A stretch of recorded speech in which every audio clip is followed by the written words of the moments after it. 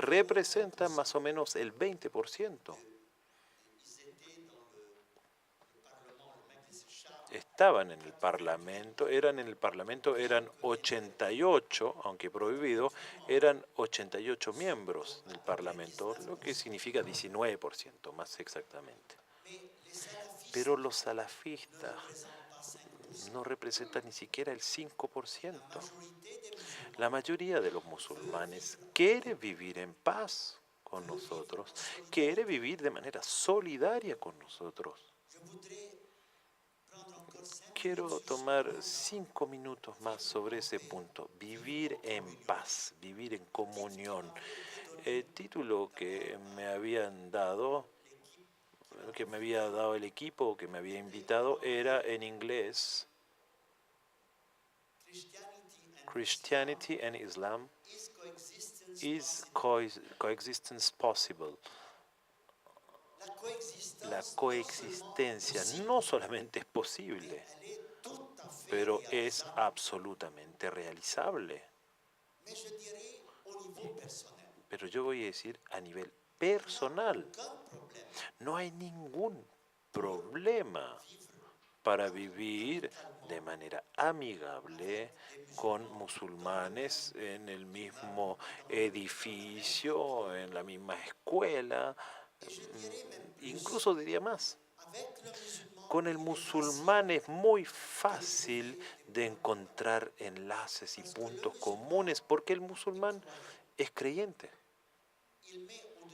Él pone más arriba de todo a Dios y los principios que vienen de Dios. Exactamente como nosotros cristianos. Yo estoy hablando del cristiano, no estoy hablando de los norteamericanos, de los europeos. A ese nivel, yo viajo mucho por avión, siempre uno de mis vecinos en avión es musulmán, casi siempre. En 10 minutos ya estamos en un diálogo y al cabo del viaje intercambiamos nuestras direcciones y seguimos comunicándonos por Skype, por email. Y a un nivel no superficial.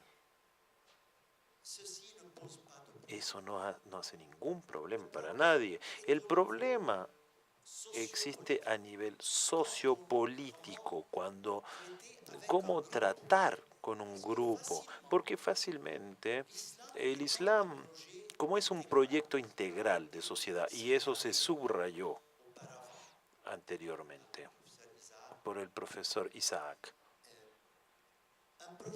un proyecto global, religioso primero, espiritual, pero también cultural y también social, una manera de comer, de vestir, como para los judíos, como para los hinduistas. La religión en realidad siempre es global. Es el cristianismo, creo yo, que es una excepción, una aberración, si quieren, entre comillas. Es la única religión que yo conozco que por principio separa lo espiritual de lo temporal. Que cuando le decimos a los apóstoles cómo comen sin lavarse las manos, sin hacer abluciones, sin cómo frecuentan samaritanos, etcétera, etcétera, es solamente para decirles que el Islam no es una excepción. Pero bueno, siendo una religión global, tiende fácilmente a pasar del nivel religioso a nivel político. Cuando está en grupo, va a querer, incluso por cosas personales, va a querer afirmar, estamos aquí, somos visibles. Eso se puede hacer gracias a la barba o por el traje blanco, eso se ve mucho en nuestros países, o por el velo, o reclamando la comida halal, que hace 30 o 40 años yo no escuchaba nunca eso, hace 50 años. Yo era estudiante en Francia y mis amigos eran argelinos, muchísimos. Nunca se habló de comer halal, de comer... hoy en día es una afirmación y tenemos tiendas halal, restaurantes halal, donde toda la carne es... bueno, finalmente es una manera de afirmar identidad sociocultural, religiosa, política, con respecto a otra identidad, la de los europeos, que sentimos como siendo paganos o ateos, etcétera, etcétera. Es una manera de afirmarse. A ese nivel es mucho más difícil tener un diálogo, porque eso pide una reflexión cultural, social, política sobre lo político y sobre lo religioso, y es mucho más difícil, pero hay que hacerlo con los que pueden entenderlo. Y hay miles de pensadores musulmanes y que viven muchos en Occidente y que justamente tienen ese proyecto. Y son aquellos, y con ellos, y trabajando también con todos, que podemos lograrlo. Yo quisiera concluir, ojalá que no haya sido muy largo. El problema no es cómo defender a los cristianos contra los musulmanes. El problema es cómo crear juntos musulmanes, cristianos, judíos, no creyentes, cómo crear una sociedad más humana que le dé lugar a la libertad personal, aunque esa libertad a veces abusa y tiene excesos.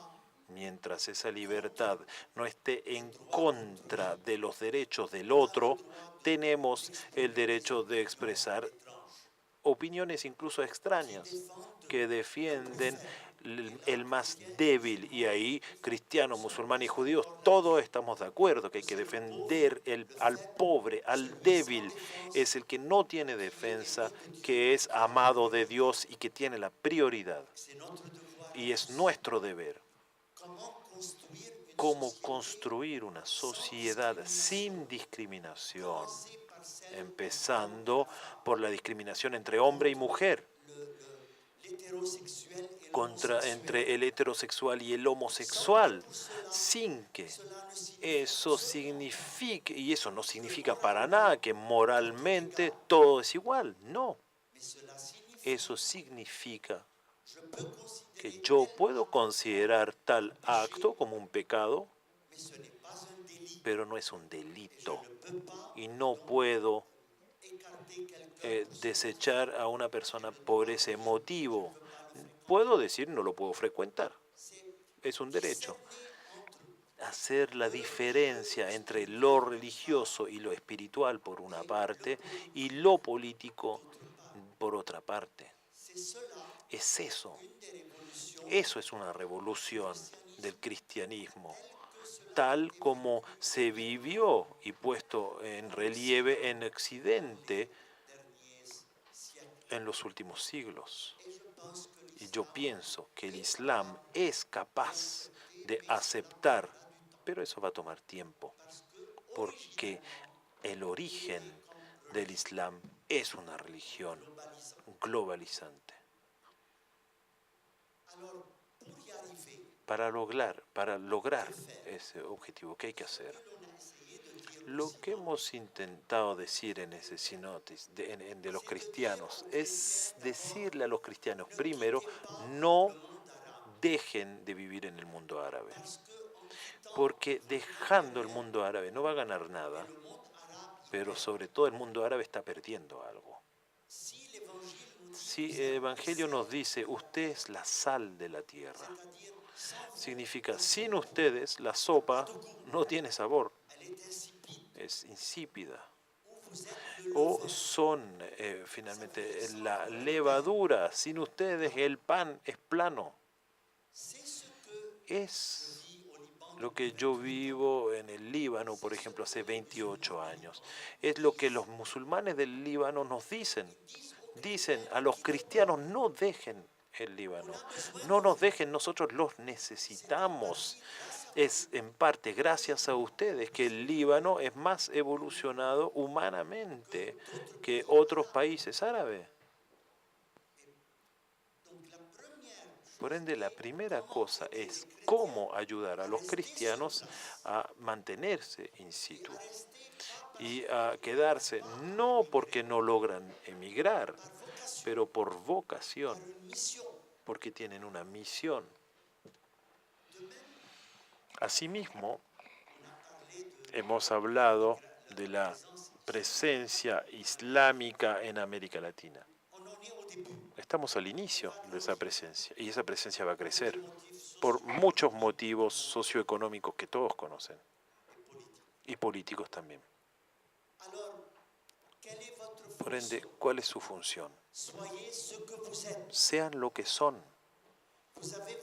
Ustedes tienen sus constituciones, no admitan ningún compromiso, primero entre ustedes, pero después con las personas, cual sea esa persona. No puedo en el nombre de la multiculturalidad decir todas las culturas se valen en este país. No, es absurdo. En Egipto es la cultura egipcia la que tiene que prevaler, dándole también el lugar a otras culturas, pero no voy a crear al interior de un país dos sistemas jurídicos o culturales. Yo puedo, y es el caso, a mi familia, a mis hermanos, a mis primos, a mis tíos, todos migraron en las Américas del norte, en Canadá y Estados Unidos. Todos adoptaron el inglés o el francés y la cultura del país donde están, enriquecido por su cultura de Egipto, por su idioma árabe. Se trata de dar a entender, ustedes tienen un plus, entréguenos ese plus, pero también tiene un menos, que es su cultura chilena. Entonces mantengan esa cultura, hay que enriquecerla con todos los aportes, pero también hay que ser exigente sobre su cultura, porque vale para todos los que llegan a su país. Y luego se pueden estudiar caso por caso lo que se puede hacer para facilitar tal grupo, la estadía de tal o tal grupo.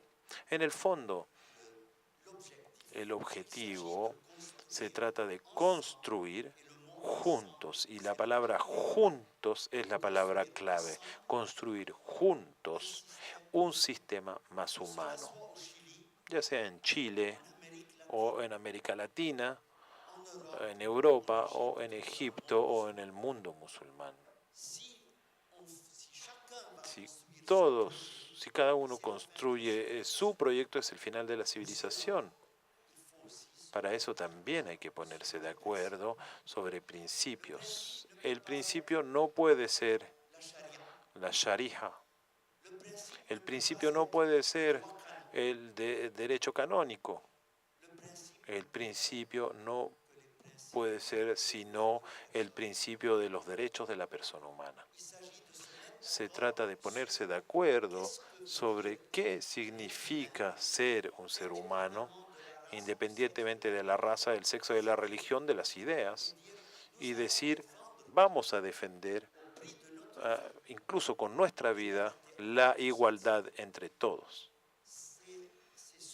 Es ese camino, que no es un camino fácil, porque tenemos otros criterios que parecen a veces superiores a ese. Pero ese es el camino que se trata de promover y de realizar. Y de decir que juntos, como seres humanos, defendemos la separación entre el poder político y el poder jurídico. No es el presidente el que tiene el derecho de cambiar las leyes, ¿no es cierto? Todo lo que ustedes conocen en el fondo es su sistema, que hay que perfeccionarlo, pero hay que defenderlo, y empezando por ustedes mismos, aplicándolo entre ustedes y aplicarlo con todos los que van a llegar a vivir con ustedes.